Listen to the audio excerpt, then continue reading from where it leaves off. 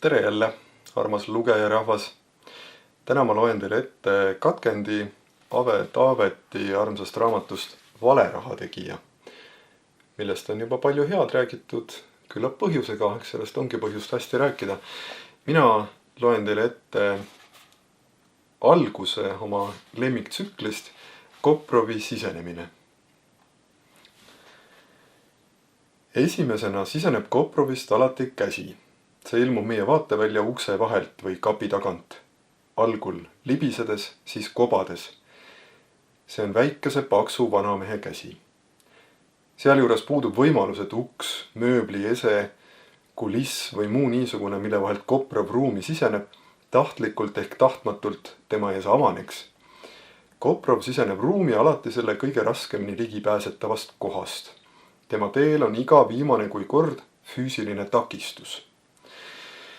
Niisiis, kui jäse on juba 2/3 ulatuses ruumi sisenenud, teeb käsi mõned kobavad liigutused, otsides linki, lülitit, hooba või muud, ent tabamata seda kunagi.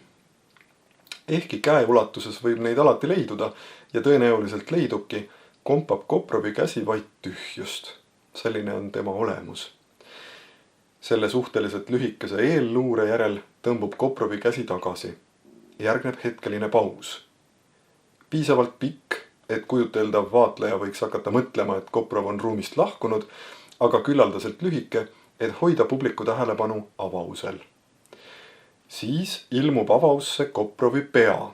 See on väike ja ümmargune. Tema silmi katavad prillid, mille klaasidel on paksust rohkem kui laiust ja tema näol on konstantne üllatunud ilme. Juuksetutid on turris, suu küsivalt paokil. Elu ja selle avaldumisvormid, füüsilised takistused ruumis, kehade ümberpaiknemine, avanemine ja sulgumine pakuvad Koprovile ikka veel mõtteainet. Pea tõmmatakse tagasi. Järgmine liikumine toimub nii-öelda sisemises ruumis. Uks, kapp või kuliss hakkab vaikselt liikuma. Sellele rakendatav jõud on üksnes napilt suurem kui tema teel asuv takistus. Sestap liigub ese meie vaateväljas piinarikka aeglusega. Kui uks on tooliga blokeeritud, liigub see tingimata krigina ja lõginaga. Toolijalad on metallist, katmata otstega ja ruumis on plaatpõrand. Sektsioonkapi puhul peab see 2/3 ulatuses olema täidetud tšehhi kristalliga, mis kapi nihutamisel lõgisevad nagu koolnuhambad. Vanad ajalehed kapi peal, eelistatavalt aastatest 1965 kuni 1983, langevad keereldes ja krabisedes maha, sillutades teed Koprovi jalgadele. Kuliss rebeneb kohati, sellest eraldub tolmupahvakuid, mis mähivad looduse vaatemängu oma salapärasse. Läbi paksu riide võib paiguti aimata Koprovi piirjooni. Ehkki kujuteldaval vaatlejal võib tekkida kiusatus Koprovit tema sisenemisel aidata, ei tohi seda mitte mingil juhul teha. See peletaks Koprovi kohe eemale. Kui avaus on suurenenud meeldiva vahemikuni 20–30 sentimeetrit, liikumine lakkab. Koprov proovib uuesti ruumi siseneda, sest põhiolemuselt on ta uudishimulik, seikluslik ja optimistlik mees. Meie vaatevälja ilmub Koprovi nägu endiselt üllatunud ilmega, ent pisut leemendav, ühes tema ülakehaga. Saame aimu tema riietumismoest ja maitsest. Ta on lipsustatud, valge triiksärgi ja laia pintsakuga. Eelistatumad on hallid ja sinakad toonid. Õhetavast näost hoolimata on triiksärgi ülemine nööp kindlalt suletud. Tekkinud avause kaudu ulatub Koprov kiikama oma takistuse taha ja seda kindlamalt määratlema.